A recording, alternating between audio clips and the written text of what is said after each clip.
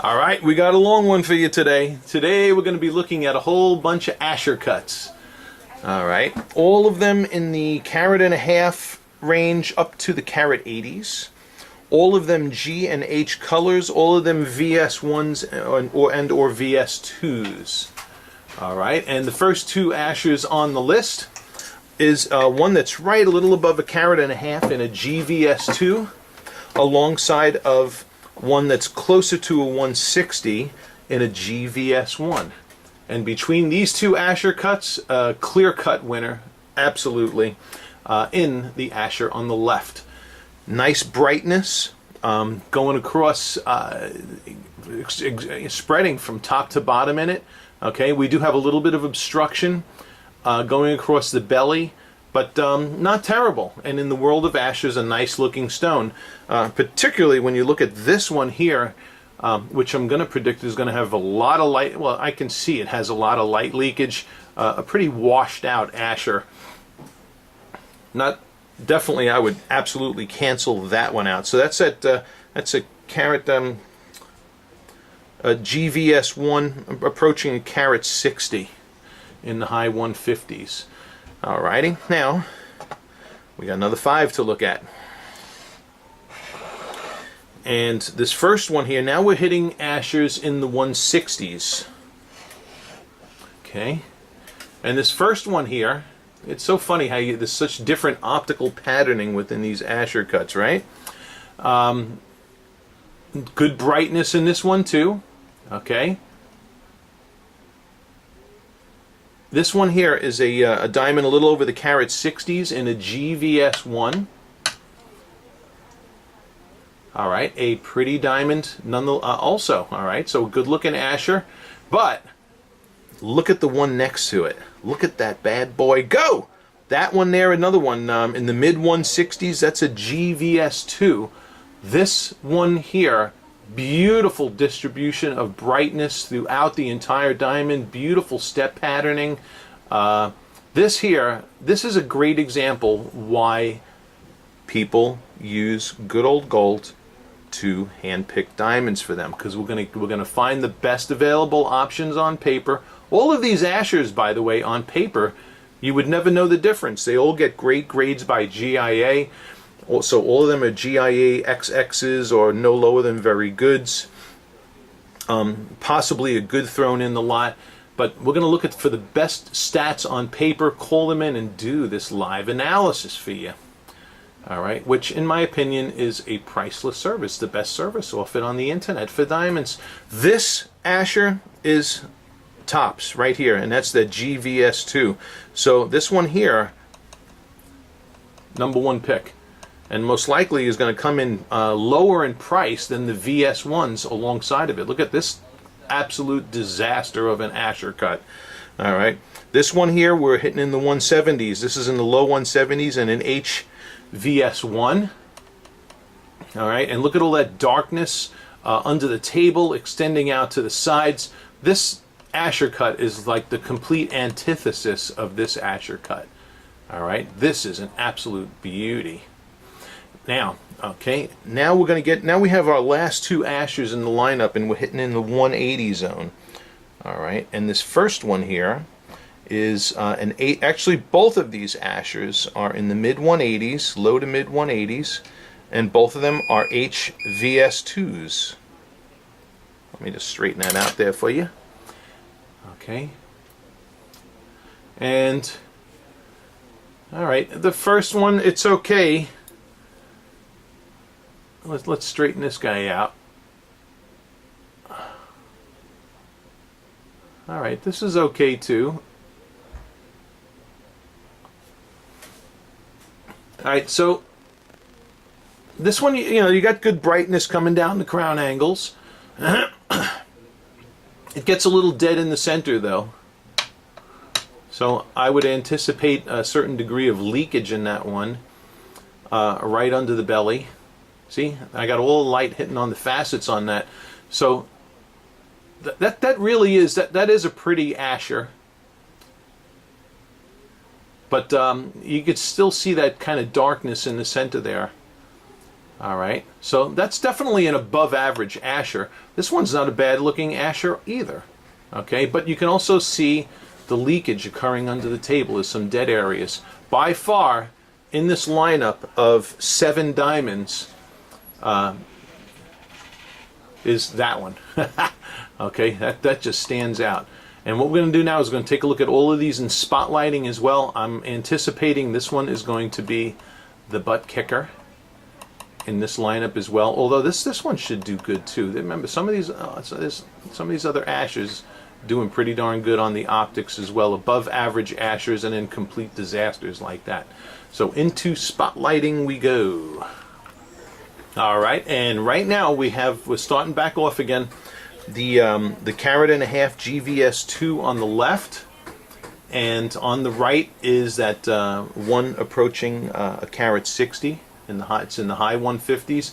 And look at the beautiful fire in the one on the left, how it extends under the table, off to the sides. So that is a slammin' Asher. Okay, the other one is getting some good fire on the sides, we can see a little bit under the table, but clearly the Asher on the left is just eating that other one for lunch with regards to fire and sparkle. So clear winner there, no question about it. In fact, we're going to take this carat and a half on the left. Whichever diamond our client decides not to go with, we're going to see a web page for this Asher on the left, because that's a beauty. That one's looking real good. Okay, and okay, the rest of the Ashers. Now,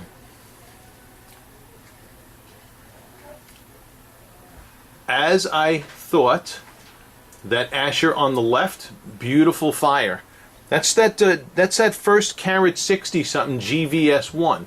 Okay, so that's also getting some darn good play of light in it. So is this. This is that was my favorite in diffuse lighting right there, the GVS2, and it still is. Okay, some really bold, broad reflections flying off of that Asher cut. Beautiful, beautiful, strong fire. Okay, now this third Asher cut that didn't do so hot in diffuse lighting is doing better in spotlighting. Boom, we're getting some broad flashes there. Okay, now let me tell you this: with Asher cuts, we're going to always give the heavier weight to how these diamonds appear in diffuse lighting.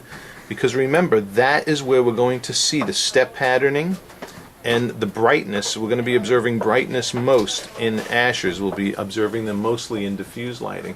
Okay, here's that first HVS2 Asher cut. So in the 180s, if you're really stretching for size in the 180s, this first Asher cut in the 180s is the clear choice with there. Okay? But what you're going to want to do is go back and look at this video again in diffused lighting for the real, you know, what I would say the breakdown, what you want to give the heavier emphasis to. All right? So, yeah, this second Asher cut is, you know, it's lightened up a little bit, but the intensity of the flashes you can see clearly go to this Asher, which was lightened up very similar to my favorite GVS2 here, right? This one right here, okay? That GVS2, which I love. I absolutely love this Asher. So, all right, I could tell you, I could stop this video right now. We're going to have a little bit more fun and stronger spotlighting, but I could tell you right now, for me personally, it would boil down to this Asher here in the mid 160s GVS2, and the first carat and a half that we looked at in the beginning of this fire clip here, which was also a GVS2. All right, so clear choices for the Rhino here. Let's go into stronger spotlighting. All right, and we'll just wrap this up with some last shots of eye candy in my strong spotlighting environment. And I tell you, look at that. This is that first carat and a half GVS2 Asher. And once again, just totally rocking the analysis. that is the diamond we're going to, one of the diamonds we're going to suggest. Okay, it just speaks for itself. This is a great video to watch back with no audio, because even without my blabbing here in the background with my New York accent, you can still see that diamond, when you're looking with the eyes, it's the singer. All right, let's get the other guys in there now again.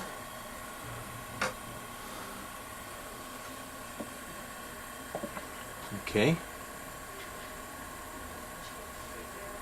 Okay, and look, I gotta tell you, this we're probably going to publish this diamond too, because this diamond did good in diffuse lighting and in all spotlighting environments. This is that first carat 60 something GVS1, and then of course we have my favorite here, the GVS2.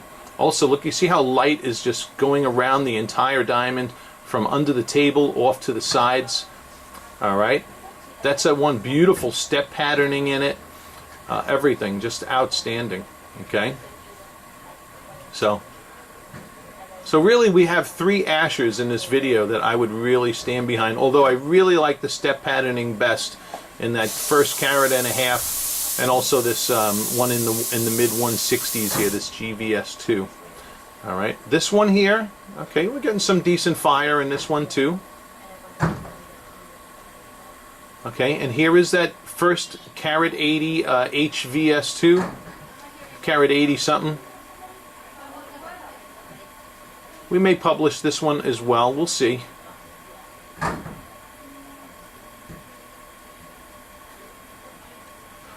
Nope, not that one. Okay, this one's doing a little bit better in the stronger spotlighting, but remember in diffuse lighting that was really a disaster. Look at that, look at the evenness of light return and the flashes popping out of that GVS2.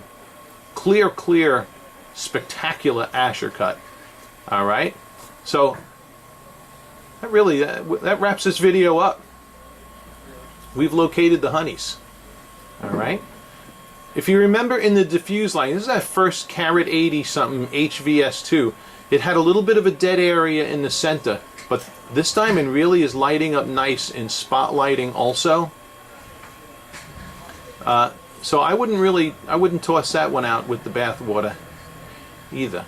All right, but you got a great video here, and you got some good choices to pick from, and we'll hear from you in email. Thanks for watching. Hope this has helped. We got to return these now too, so we need a fairly quick decision on what you're going to move forward with, because when we take all these diamonds from our manufacturers, they really they don't let us hold on to these for a long time. Alrighty, so thanks for watching. Bye bye. Alright, and just when you thought it was over, right? Okay, I thought I'd bring these over here in natural daylight and show you side by side. Once again, the first 2 ASSCHERS, the GVS2 on the left, the carat and a half, absolutely gorgeous again, versus the other carat 50 something GVS on the right. Again, no contest, absolutely no contest. So we're going to keep this carat and a half aside.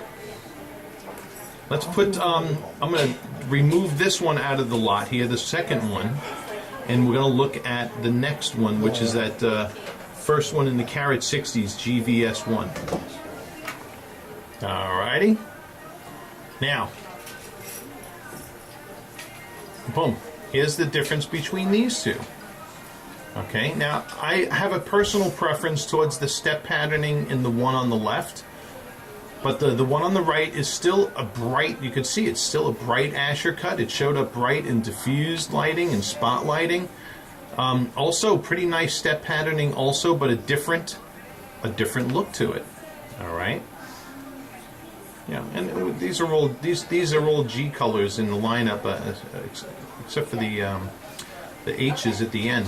So, but you can see a little bit different patterning in this ASSCHER on the right. Not ugly, not by a long shot, just different. Okay. Now let's bring that other one in, the GVS2 in the carat 60s. I'm going to still leave this guy here out because this was one of my toppy favorites. All right. Look at that. Look at that diamond light up on the right too. So here you can see why these are my two favorites.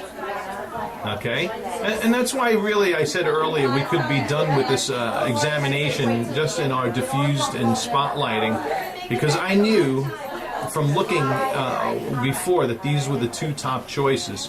So we have a carat and a half GVS2 here, and here's a diamond in the mid 160s in a GVS2, both within our client's budget, I believe.